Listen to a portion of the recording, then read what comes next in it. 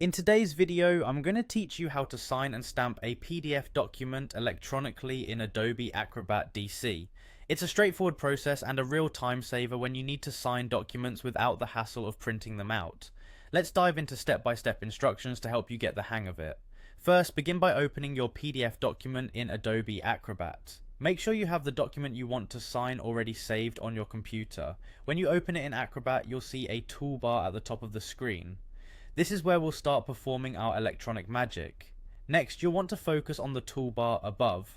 Look for the option called e-sign. Go ahead and click on it and then choose add signature. This is where you'll create the signature you wish to use on your document. You'll be presented with 3 different options for how you would like to input your signature. The choices are type, draw, or image. For this example, we'll go with the draw option, which lets you craft a more personal touch with your mouse. Now it's time to draw your signature. With your mouse, sketch out your signature in the area provided. Once you're satisfied with how it looks, click on Apply.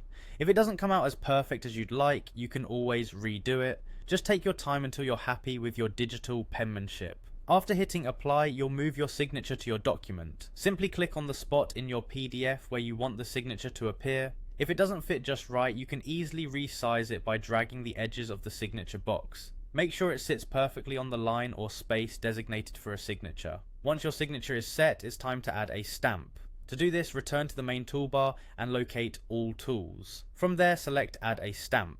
This will offer you several choices, including pre-existing stamps like Approved or Confidential.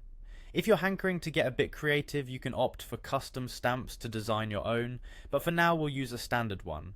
Browse through the available stamps and pick the one that suits your needs. To place it in your document, simply click on the location where you'd like the stamp to be. It's as easy as that. By following these steps, you've successfully signed and stamped your document electronically. This process not only saves you time, but also keeps your workflow entirely digital.